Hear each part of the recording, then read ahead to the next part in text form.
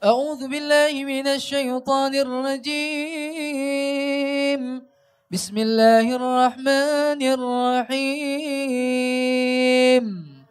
إنا فتحنا لك فتحا مبينا ليغفر لك الله ما تقدم من ذنبك وما تأخر ويتم نعمته عليك ويهديك صراطا مستقيما وينصرك الله نصرا عزيزا.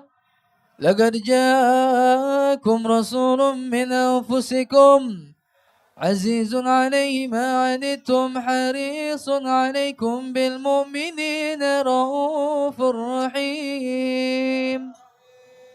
فإن تولوا فقل حسبي الله لا إله إلا هو عليه توكلت وهو رب العرش العظيم. Kita sama-sama hari ini memenuhi panggilan Rasul Sallallahu Alaihi Wasallam, dan tentunya insya Allah kita hadir dengan mengharapkan keridhaan Allah untuk mendapatkan syafaat dari baginda Nabi besar Muhammad Rasulullah Sallallahu Alaihi Wasallam.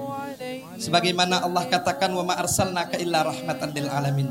Allah tidak menciptakan, Allah tidak utus Nabi Muhammad Sallallahu Alaihi Wasallam kecuali untuk memberi rahmat. Rahmat itulah yang memberikan kebahagiaan kepada kita, dan ternyata rahmat itu Allah titipkan kepada baginda Nabi besar Muhammad Sallallahu Alaihi Wasallam.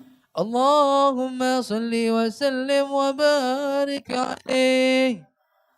Allahul kafi Rabbuna al-kafi qasadana al-kafi wajadana al-kafi likulli kafi kafana al-kafi wa ni'mal kafi alhamdulillah. Allahul kafi Rabbuna al-kafi qasadana al-kafi wajadana al-kafi likulli kafi kafana al-kafi wa ni'mal kafi alhamdulillah. Duduk di majelis al-hidayah, khataman al-Quran, baca salawat, sallu alaihi, dengar isi tausiah agar hidup kita selamat. Allahul kafi Rabbuna al-kafi qasadana al-kafi wajadana al-kafi likulli kafi kafana al-kafi wa ni'mal kafi alhamdulillah.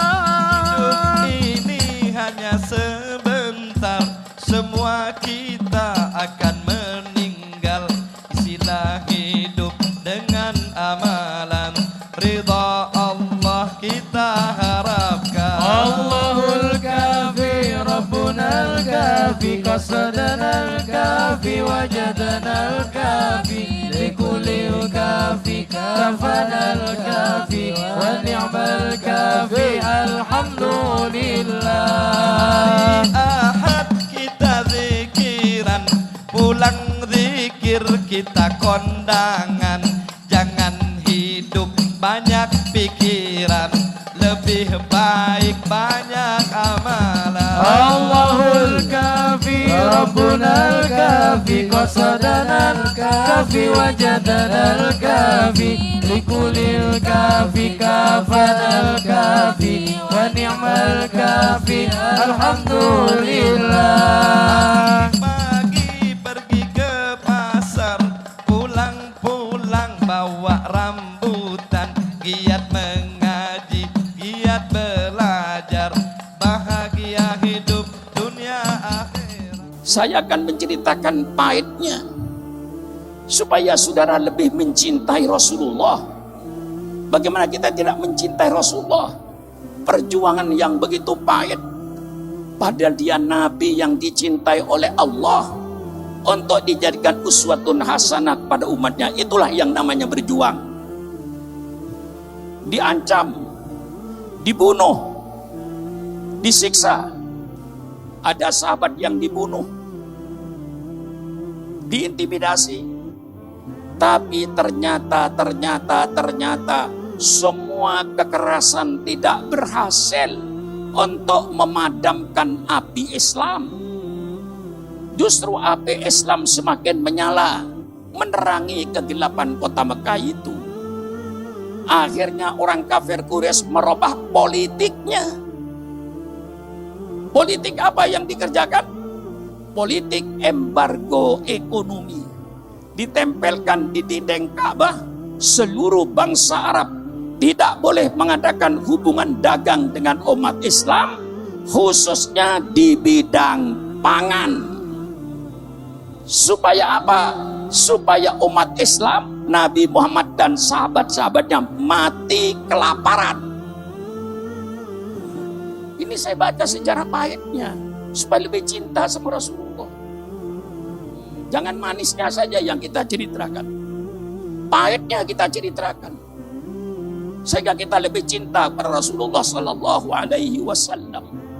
Maka ketika bangsa Irak dan bangsa Libya diembargo ekonominya oleh Amerika Serikat, saya katakan, hai bangsa Irak, hai bangsa Libya, bukan engkau yang pertama kali merasakan pahitnya embargo ekonomi. Nabimu 1400 tahun yang lalu merasakan bagaimana pahitnya embargo ekonomi.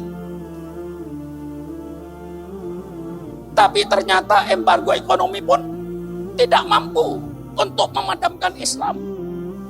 Justru Islam semakin menyala apinya untuk menerangi kegelapan kota Mekah dan sekitarnya.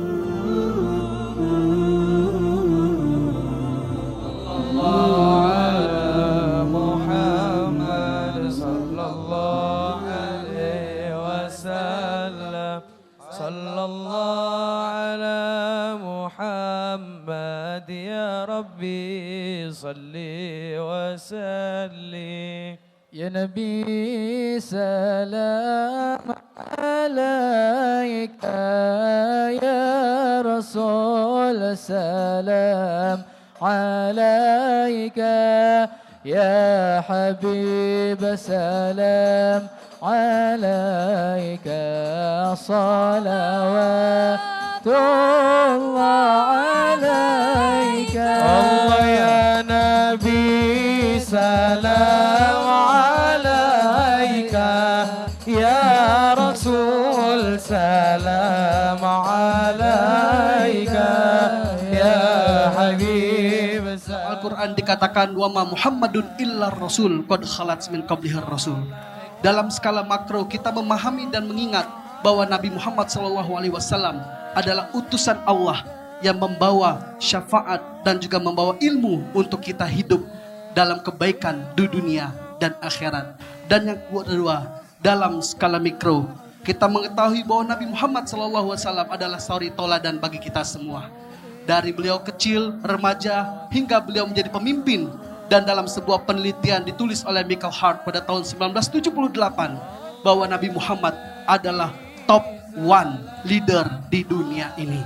Dan oleh karena itu bagi kita semua dalam skala kecil ini menjadikan beliau suri toladan untuk kita sukses di dunia dan akhirat. Habib salam alaika salawatullah alaika. Malam hari ini mudah-mudahan peringatan Maulid Nabi besar Muhammad SAW dan tausiah dari guru kita Profesor Dr. Ma'mun ini menjadi takwidul amal bagi kita, menjadi kekuatan bagi kita untuk senantiasa melakukan amalan-amalan positif ke depannya. Mudah-mudahan ini akan menjadi kekuatan bagi kita, menjadi the power of habits, kekuatan kebiasaan kita.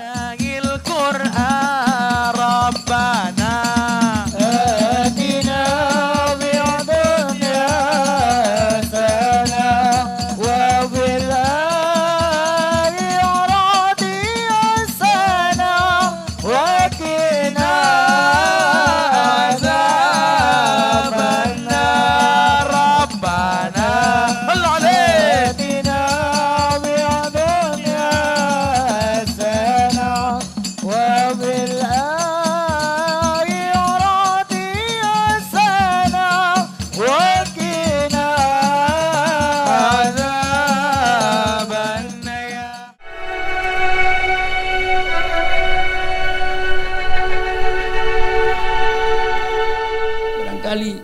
Saudara yang pernah ke Jakarta tahu pesantren saya, yang santrinya sekarang 5.500 lebih yang ada dalam asrama.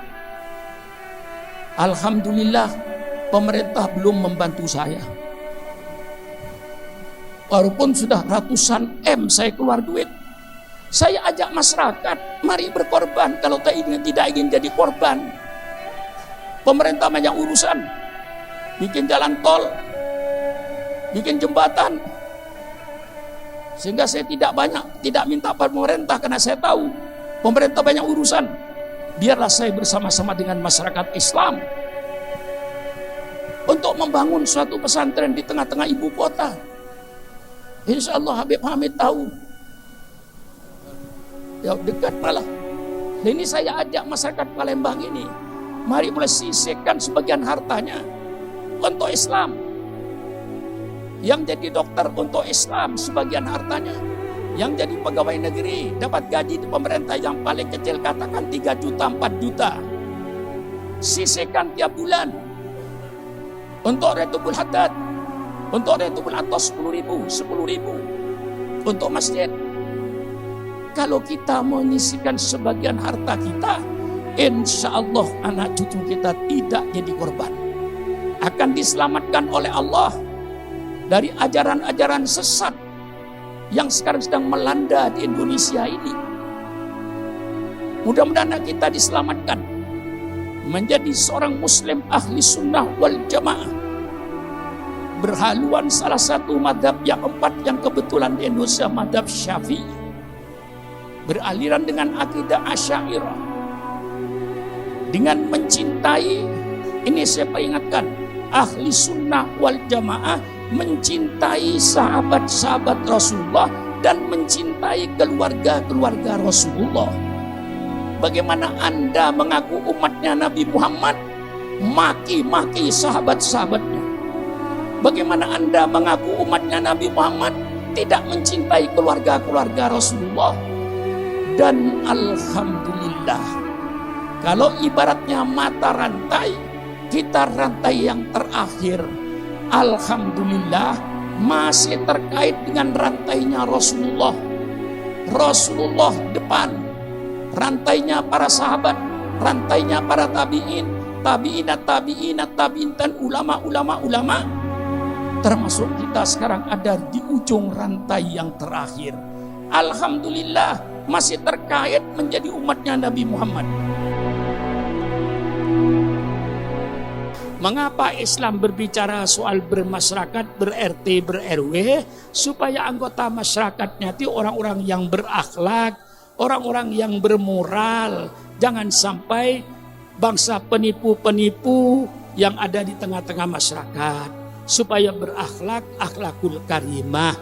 Mengapa Islam bicara soal ekonomi, supaya pelaku-pelaku ekonomi berakhlakul karimah, tidak suka nipu orang, tidak suka ngurangin timbangan. Mengapa Islam bicara politik? Jawabannya sama. Islam bicara politik supaya pelaku-pelaku politik orang-orang yang berakhlak. Yang jahat itu diantaranya pelaku politik. Supaya rakyat tahu siapa pelaku politik. Pelaku politik itu mulai wali kota, mulai bupati, gubernur, presiden, anggota DPR, menteri, penjabat-penjabat tinggi negara, itu pelaku-pelaku politik. Islam bicara politik supaya pelaku-pelaku politik terdiri daripada orang-orang yang berakhlak, orang-orang yang bermoral. Ini sebabnya Al-Quran bicara politik, supaya pelaku-pelaku politik orang yang berakhlak dan bermoral. Bagaimana? وقالوا سمعنا وأطعنا غفرانك ربنا وإليك المصير